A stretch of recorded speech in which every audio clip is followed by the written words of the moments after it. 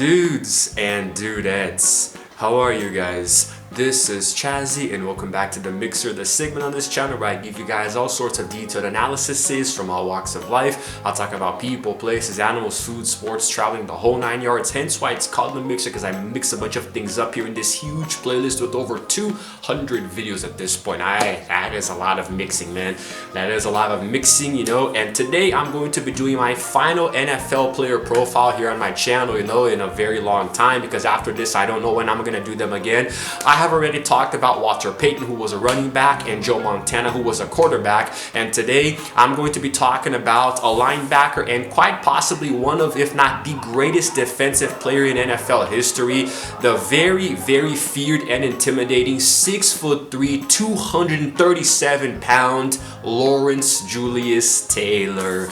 Oh boy, this guy here was a tad bit controversial, you know. I mean, he is actually one of the most hated players in the NFL because of all of his lifestyle and drug abuse off the field, but I'm going to focus on his career on the field, right? So he actually had a very, very stellar playing career with the New York Giants from 1981 all the way until 1993, and he actually put up quite a few individual records, you know, garnered quite a few accolades, and even took them to 2 Super Bowl victories, which was Super Bowl 21 in 1986, right? And then a few years later, they would go on to win Super Bowl 25 in 1990, and it was pretty intense, man, you know. And he actually led the league in sacks quite a few times, and from 84 to 1990 he produced double-digit sacks, you know, and he was just insane, man, you know. And the thing with Lawrence is that he was actually credited with changing the linebacker position in a number of different ways, you know. So before it was kind of like a read and react kind of position, but he turned it into a more attacking and aggressive thing, you know.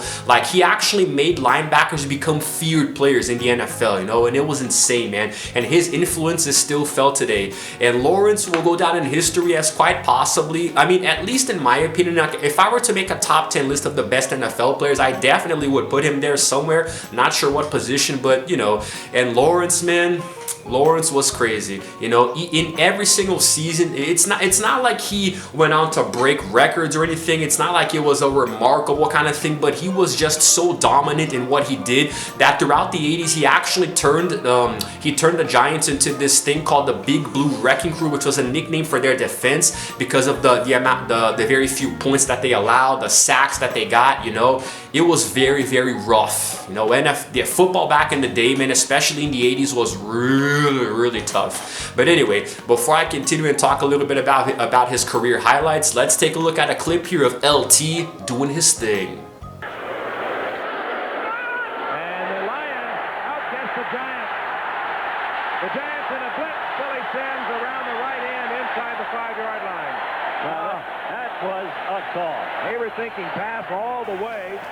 Now, after playing college ball for North Carolina, Lawrence was actually drafted by the Giants in 1981 as the 2nd pick in the 1st round. So, you know, they got him very early, saw the potential in the training camp, you know, before draft day, and they were like, you know what, we want this kid. We want this kid. Let's get him. And we got him. And already in 81, Lawrence recorded 9.5 sacks in that season, and he actually orchestrated the defense and helped the Giants reduce the points allowed from 425 from the previous season to 257 in this season, you know. It was actually considered to be one of the greatest debuts in NFL history, you know, one of the greatest debuts by a rookie, which was very impressive if you consider just stat lines alone. And they did actually finish 9-7, you know, in that season, and they did go to the divisional playoffs, but unfortunately they lost to the San Francisco 49ers, who would really become a pebble in their shoe or a thorn in their side throughout the years, you know, whichever analogy you want to use there. In 82, the season was actually shortened to 9 games because of a players' strike,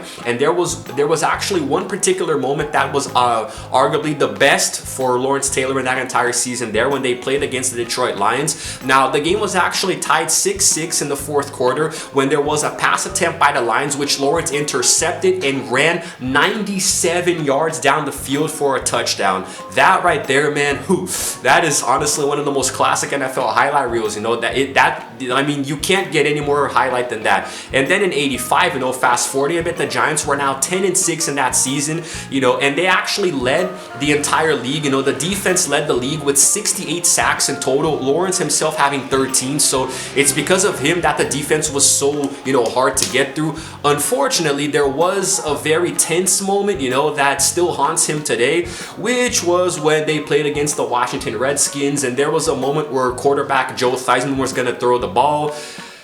Oh boy, you definitely saw this on YouTube a few times. Lawrence went to sack him, but he actually fell on his leg and broke it, you know. It was a compound fracture, but in lesser terms, he broke his leg. You can actually see the highlight on YouTube, you know. It was the opening scene to The Blind Side, which I reviewed some time ago, if you want to go watch that later.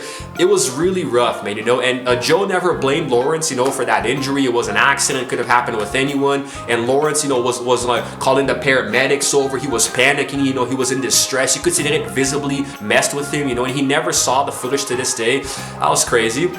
Fast forwarding to the next season in 1986, and the Giants they were actually pretty okay. They played well, but Lawrence individually had one of the greatest seasons by a defensive player in NFL history, because on that occasion, he actually led the league with 20.5 sacks, man. And of course, the Giants went on to play the Super Bowl, you know. On that occasion, they faced the Denver Broncos and they won, and that was Super Bowl, like I said earlier, Super Bowl 21, right? That was a very good game, man, you know. It was really, really clutch. A lot of good moments here, and Lawrence getting his sacks and tackles. So he actually didn't feel very good about that. He kind of felt like it was anticlimactic, because afterwards he was like, wow, this is what I've wanted. We came here, we won. Now it just feels like nothing, you know. Like he pretty much made it to the top and then he got bored or something. You know, that's LT for you. That's LT. Now he started to face some controversy, especially in 1988. You know, some crap off the field, but I don't want to talk about that. Let's actually focus on his career as a player. He started to face a few injuries, you know, climbing into the 90s that actually started to hamper his performance a bit. But in 1990, there was a bit of a turnaround, you know, because the Giants went on to finish the season 13-3, which was a stark improvement from their last season, you know, and some of the other ones as well. And they actually beat the Chicago Bears in the playoffs. Then in the NFC Championship game, they actually beat the San Francisco 49ers, as, you know, kind of like a revenge for all the years of getting pummeled by them, you know. And, you know, facing Joe Montana was also a bit of a challenge. Actually, no, in 1990, I believe Joe was already with the Kansas City Chiefs, but, you know, semantics. Eventually, they went on to face the Buffalo Bills in the Super Bowl of that year, which was Super Bowl 25, and they did win. It was a very, very clutch game, very down to the wire, you know, one of the greatest Super Bowls in history, and that was really intense. And Lawrence lifted his second Super Bowl ring, you know, which probably felt better because he was getting older. He was, you know, much more tired. And after that, the injuries started to pile on more and more, man, you know. Climbing to his final season, you know, in 1993, he actually had 6 sacks, you know, in the entire season, which is a lot less than what he normally averaged. And the Giants went on to go 11-5 in that season there, which was pretty okay, you know, at least like if you're given the fact that their defense wasn't as good as it used to be back before, it was pretty okay. It was pretty impressive, you know. And they did have the fewest points allowed in the league, which was also very impressive. But then, you know, Lawrence was already giving signs that he was a bit too old for this, you know. So in 1994, the Giants actually played Lawrence's last game of his career against the 49ers, as fate would have it, you know. And unfortunately, they lost by a blowout. You know, it was a 44-3 loss, you know. And then, you know, Lawrence was crying after the game in the interviews, and he actually said, you know, I'm done. I've been doing this for 13 years, you know, I can't take it anymore. I'm quitting. I'm retiring. So he hung up his cleats for the last time, putting an end to one of the best defensive careers of any NFL player. That was awesome. And before I give you his career statistics and accolades, let's take a look at another clip here of LT. Hebert under pressure, and he fumbles. And the Giants got it back. Holy cow. After 13 years, it's time for me to go. Those were Lawrence's last words before retiring, man, permanently. And it's, I mean, you can actually understand it, you know, given how his, you know, health, not really his health, but, you know, his physical condition and his endurance were declining, you know. Like in 1989, even though he had recorded 15 sacks, he did play through a fractured tibia, you know, and it actually led him to sit out a few games, you know, actually several games. It was actually crazy. And he still came back, you know, he still, you know, revamped himself to win the Super Bowl in in 1990, man, you know. I mean, dude, the Giants won 20-19. It was a 1-point difference. So that was one of the most entertaining games in Super Bowl history, and Lawrence was already injury prone by then, you know. But anyway, so let's talk a little bit about his career accolades, right? His exploits as a player. Now, he finished his career with a grand total of 1,089 tackles, which, oh man, imagine the poor saps on the other end of those tackles, huh? Do not want to imagine what it's like to be sacked by Lawrence Taylor, especially if you're the quarterback who gets sacked. Speaking of which, he had 142 sacks in total in his career. A sack is when the quarterback specifically is tackled before he can even throw the ball, you know. And one of those we already saw led to Joe Theismann almost losing his damn leg. He also had 9 interceptions, which is when the ball is thrown by the opposing quarterback and the ball is thrown by a quarterback and a player on the opposing team catches it, you know, also known as a pick, and Lawrence did that 9 times. And with those 9 receptions, he actually went on to He actually went on to amass 134 return yards, which is when you get an interception and run back towards your end zone, you know. And he used that to convert 2 touchdowns, you know. I mean, a linebacker making any touchdown is nothing short of a miracle. It's very rare. So 2 touchdowns for him is actually pretty impressive. And aside from that, that was gonna come out weird. Yeah, he made 54 forced fumbles, right? Which is when you tackle a player and he loses possession of the ball, you know, usually through sheer brute force, you know, the ball just falls right out of his hand, you know.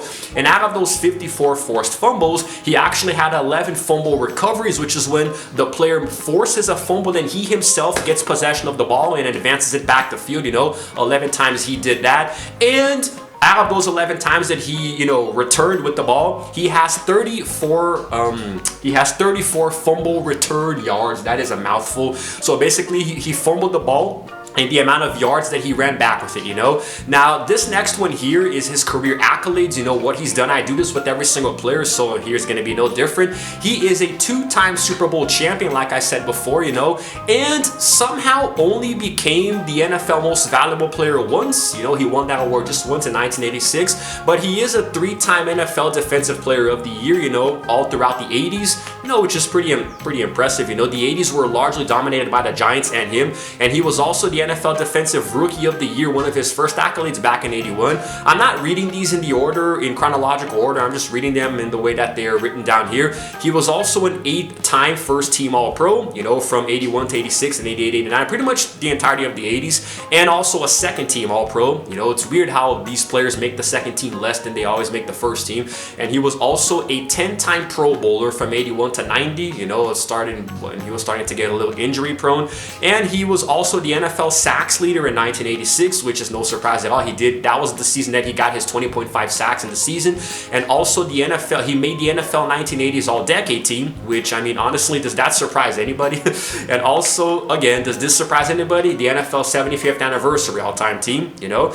And even less surprisingly, the NFL 100th anniversary all-time team, along with the other players that I mentioned before, you know?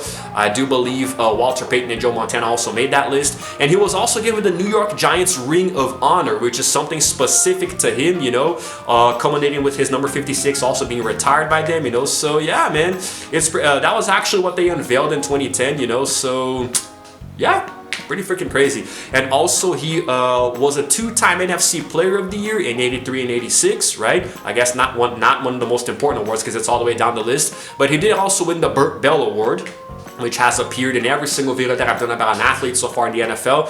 And the PFWA All-Rookie team he made in 1981, way back in the day. And even before that, he was a unanimous All-American in 1980, I don't even know what that is. And the ACC Player of the Year in the same year, you know, so before he was even drafted. And that's it. That's pretty much it. I am going to show you guys one more clip here of good old LT before I go into the final stretch of this little player profile.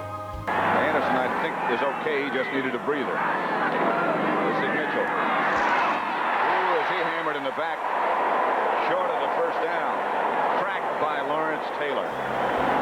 Now, for his time period, you know, throughout the 80s and the early 90s, Taylor had a very, very unusual combination of explosive speed and power. So he was very strong and could run really fast despite being so big and bulky. And that's what made it so hard for other players to stop him, you know. Like, coaches would have a very hard time putting tactics together to prevent him from blitzing into the backfield unhindered. You know, I mean, they tried really hard, you know, to send their players on runs or do different tactics, but, you know, they were no match for Lawrence, man, you know, because in the NFL, in the late 70s and early 80s, you know, a blitzing linebacker was normally picked up by a running back, you know, but nobody was any match for Taylor, you know. It's almost like he had this radar, like he was magnetized to you. I even have a few examples here, you know, like there was the Washington Redskins head coach Joe Gibbs, who developed this like this kind of this two tight end offense, you know, and the position of the H-back, he changed it up to try to prevent Lawrence from running,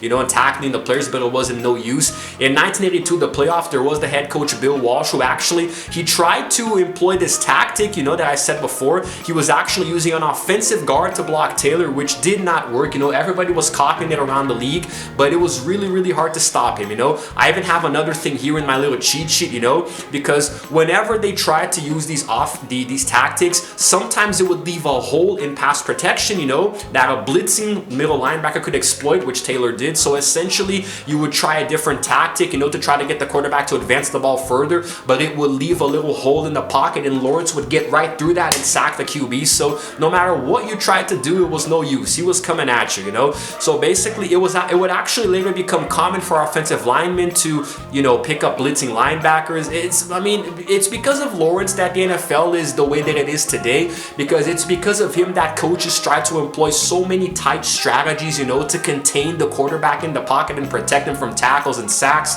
It was very, very tough, man. It was really, really tough. And Lawrence played a different brand of football that was not really seen by anyone since, you know. He actually introduced this new way of forcing fumbles, where instead of just sacking the QB, you know, instead of just sacking the QB, he would actually chop the ball out of his hands, you know, very, very aggressively. It was crazy, man. You know, it was like he had a bunch of, an array of this, like, how can I explain this? He brought this new array of defensive techniques that changed the way the game was played, and he was an absolute powerhouse. When he got on the field, man, he transformed. He was a monster, and it was very, very hard for you to stop him. It was almost impossible, which made him one of the most feared, if not the most feared players of the 80s. And quite possibly, I would go on to say that Lawrence Taylor was the best defensive player of the NFL throughout the 1980s, which is what led the Giants to becoming, you know, the Big Blue Wrecking Crew. You know, that team there played with a 3-4 defense. You know,